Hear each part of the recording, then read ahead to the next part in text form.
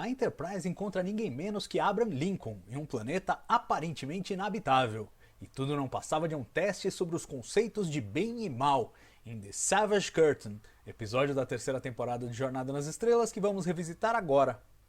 Bem, The Savage Curtain é aquele episódio que a gente até gosta, mas gosta meio com vergonha, né? Ele não é assim, é o famoso é ruim, mas é bom.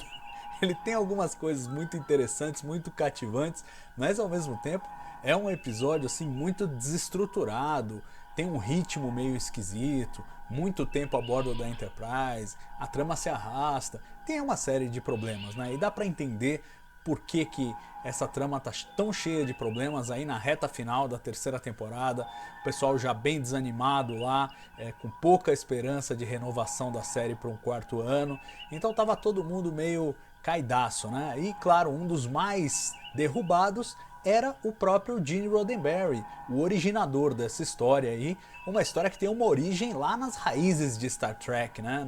No primeiro documento que ele formulou para apresentar Star Trek para os executivos em março de 1964, tinha lá várias propostas de história e uma delas se chamava Mr. Socrates. E era a ideia de mostrar a Enterprise, na época nem era Enterprise, era Yorktown ainda, né? Mas a nave visitando um planeta que tinha várias personalidades conhecidas da história da Terra e tal. E nessa história, primeiro o Sócrates vinha a bordo, o Sócrates, o filósofo, não o jogador do Corinthians, Sócrates vinha a bordo e vinha junto com o Abraham Lincoln. No final, no desenvolvimento da história, o Sócrates ficou de fora e o Abraham Lincoln ganhou proeminência. O Roddenberry, que era fanzaço do Abraham Lincoln, né, grande referência, o presidente americano durante a Guerra de Secessão, que manteve os Estados Unidos unidos durante a Guerra Civil, abolicionista e tudo mais. Então, quer dizer, um grande ídolo da história americana. E o Roddenberry queria fazer essa história. E o plano original dele é que fosse uma crítica à televisão. Você vê como o cara já estava amargo pra caramba com a situação com a NBC, o desgaste todo da série. Então ele queria que fosse uma crítica mais ou menos nos moldes do que foi feito com Bread and Circuses da segunda temporada. Você há de se lembrar, aquele episódio do segundo ano foi um episódio escrito pelo Roddenberry com o Gene Coon, e o Gene Coon queria puxar mais pro lado da comédia, o Roddenberry queria mais pro lado da crítica social, e acabou ocasionando até um atrito entre eles que foi uma das coisas que fizeram o Gene Coon deixar a série. E aqui o que a gente vê, na verdade, parece uma antecipação nessa crítica à TV, a coisa dos reality shows, né? Que é basicamente você forma ali dois times e deixa eles brigarem para ver o que acontece. É muito parecido com muitas fórmulas de reality shows que são comuns hoje em dia, super famosos, mas não era um lugar comum naquela época, em que a maior parte da televisão era roteirizada e tal. Então, de certa maneira, tem esse ângulo, capturou essa coisa da televisão, mas assim, de uma forma muito periférica, né? Você tem que ter muito boa vontade para enxergar isso no episódio. E o próprio Gene Roddenberry estava super desanimado. Ele desenvolveu a história, né? Desenvolveu o argumento. Ele fez o argumento e em seguida foi para roteiro em setembro de 1968, e para você ter uma ideia, ele escreveu o teaser e os dois primeiros atos do roteiro e abandonou o roteiro. Falou, bom, agora não tenho mais tempo para fazer isso, toma aí, entregou na mão do Fred Freiberger e falou, ó, você põe alguém aí para terminar o roteiro, é isso aqui, pá. E largou no meio mesmo. Você vê que ele estava desapegado de Star Trek, dá para entender pelo estresse psicológico e tal, de ter lidado com tantos atritos aí ao longo desses 3 anos e ver a série primeiro ser relegada àquele horário das sextas-feiras às 22 horas, que não tinha a menor chance de ser um grande sucesso, e depois já em vias de cancelamento. Então ele estava realmente desanimado, entregou lá os 2 atos do roteiro e falou, bom, agora vocês se virem aí. E o Fred Freiberger chamou para terminar o roteiro, né, para dar um tapa e terminar o roteiro, o Arthur Heinemann, que já estava meio que virando ali também o apagador de incêndio entre a equipe de roteiristas, né? Vamos lembrar, ele foi chamado primeiro para fazer o roteiro de Wink of an Eye, que era uma história do Gene Coon, né, então assinando como Lee Cronin, e depois veio para consertar The Way to Eden, que era da DC Fontana. Então pegou 2 textos de veteranos aí de Star Trek, botou de pé como episódio, chamaram ele para para reescrever e para adaptar o texto do veterano dos veteranos, né, Gene Roddenberry, e o Arthur Heinemann vai lá e escreve, ele ganha co-crédito aí no roteiro, e a história é creditada ao Gene Roddenberry como de fato foi o originário da história. É interessante nesse episódio como, apesar dos problemas todos que ele tem, ele faz algumas adições muito importantes à mitologia de Star Trek, né? A gente vê algumas figuras históricas aí, históricas entre aspas, né? Porque são da história de Star Trek, não necessariamente da história real, que são apresentadas pela primeira vez aí. Então conhecemos o Surak, que é o pai da filosofia vulcana, da lógica e tal, e temos a primeira introdução desse personagem nesse episódio, bem como do Kahless, que é o grande líder Klingon, que unificou as tribos Klingons em torno do Império, isso mais de milênio atrás, né, no futuro de Star Trek, e aí ele aparece pela primeira vez. São personagens que não existiam, eles foram inventados aí, né? Então daí a gente pode mencionar que esse episódio, apesar dele ter todos os problemas que tem, ele realmente faz inclusões que depois iam ser muito exploradas na franquia. Um dos personagens que ele introduziu, além desses dois que são os que merecem mais destaque, é o Coronel Green, que seria uma espécie de ditador genocida da Terceira Guerra Mundial, no século XXI.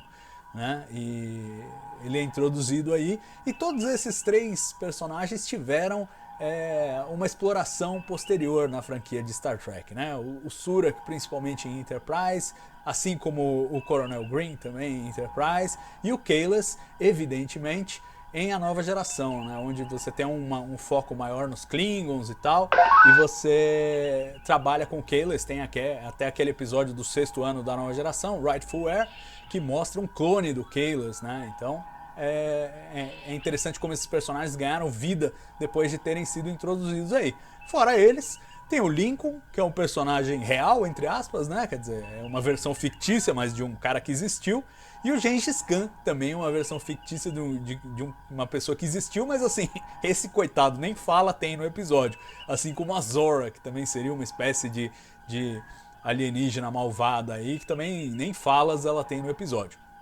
Então são personagens mais escanteados, mas aí estava montado o cenário, né? Em torno desse alienígena, né? O Excalbian é o nome em inglês. Essa raça aí de criaturas de rocha que moram nesse planeta vulcânico bizarro aí e que alegam que aprendem sobre as coisas da galáxia, colocando ideias em conflito, mas em conflito de uma forma muito objetiva, muito direta. E aí pega um grupo de pessoas que se rotulam como do bem, um grupo de pessoas que se rotulam como do mal, e põe eles para conflitar, para ver se existe alguma diferença de métodos entre eles, né? E aí o episódio tenta fazer uma exploração dessa diferença de métodos, mas no fim das contas eu não sei se ele consegue. Eu acho que é uma proposta ambiciosa que ele acaba não realizando, porque no fim, tirando o Surak que se entrega lá, os outros não tem muita diferença de comportamento, né? E os próprios excalbianos ficam um pouco intrigados do tipo, bom, mas e aí, né? Vocês lutam igual, né? Então, eu não sei se isso foi bem realizado, tendo a crer que não. É uma ideia muito boa que acabou não entregando tudo aquilo que podia entregar. O episódio foi dirigido pelo Herschel Dougherty, que volta a Star Trek depois de ter feito o último episódio da primeira temporada. Ele dirigiu Operation Annihilate e volta aí no crepúsculo da terceira temporada para fazer seu segundo e último episódio. E claro que ele teve ali uma participação importante na escalação dos atores convidados, que nesse caso eram em número razoável, né? Bem como nas filmagens, nas escolhas das filmagens, que de resto é bem convencional, né? O que mais se destaca talvez seja o cenário do planeta lá, a tomada de efeito visual do Lincoln no espaço, que é uma cena icônica, bizarra, pouco crível, mas icônica. Então ele tem essas contribuições. Em termos de elenco, o principal ator naturalmente é o Lee Bergery, que faz o Lincoln, né? Curiosamente, a primeira escolha da equipe de Star Trek para este personagem era Mark Lenard. Isso mesmo, o comandante romulano e o intérprete do Sarek, o pai do Spock, poderia ter voltado para fazer Abraham Lincoln nesse episódio, mas estava ocupado, acabou não sendo chamado. Eles escalaram no final o Lee Berger, que eu acho que faz um bom trabalho. Eu gosto do Lincoln dele, ele vende bem aquelas incertezas que o personagem tem de saber algumas coisas, mas não saber outras, e tem toda aquela aura de uma figura política admirável e contida e reflexiva. Me agrada muito a atuação dele como Lincoln. O Surak foi interpretado pelo Barry Atwater, outro ator que tinha já uma porção de créditos lá nos Estados Unidos, de cinema e de TV, principalmente de TV, e curiosamente tinha acabado, né, tinha feito, antes disso, tinha interpretado ele mesmo, Abraham Lincoln, numa outra produção. Dessa vez ele vem para fazer o Surak. E também acho que, enfim, cumpre a parte dele ali. Nada muito especial, acho que o Lee Berger como Lincoln é mais marcante, mas também o papel era mais diminuto. E talvez o que se destaque mais em contraposição à baixa presença é o Philip Pine, que foi chamado para fazer o Coronel Green. É curioso como, com essa meia dúzia de falas aí, sendo um personagem meio tirado da cartola, ele tem uma presença marcante, né? A ponto de o Manny Coto, roteirista, e que foi o showrunner de Enterprise na sua 4ª temporada, admitir ser fascinado pelo Coronel Green e ter dado um jeito de encaixar o Coronel Green lá numa história de Enterprise. Então alguma coisa o Philip Pine fez direito aí, interpretando o Coronel Green. Por fim, vale destacar o coitado que ficava dentro da roupa do Yarnek, né? Era o nome do ex-calbiano, ele que nunca foi chamado de Yarnek no episódio, só o roteiro dava o nome do alienígena, né? Mas é Yarnek, né? Não tem outro nome, é o nome que estava no roteiro, ninguém falou nada, mas é esse. E quem estava dentro da roupa era o János Prohaska, o húngaro, né? Que sempre que tinha um monstro para fazer lá em Star Trek, ele era a escolha número 1. Tirando o Gorn, praticamente todas as outras criaturas que usavam essas roupas exóticas aí, foi ele que fez. Então ele fez em The Cage, ele fez o pássaro gigante lá e o macacão que também tá lá na jaula. Depois ele fez a Horta em The Devil in the Dark da 1ª temporada, e na 2ª temporada ele fez o Mugato, né? Aquele outro ape lá, grandão, que ataca o Kirk em A Private Little War.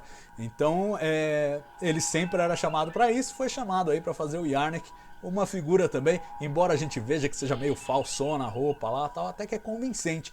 E como era um episódio do Gene Roddenberry, o Fred Freiberger decidiu gastar uma graninha a mais no orçamento e até alocou, foram 7 dias de produção aí, mas apesar de todos os esforços, não é um episódio que a gente possa realmente celebrar de Jornada nas Estrelas.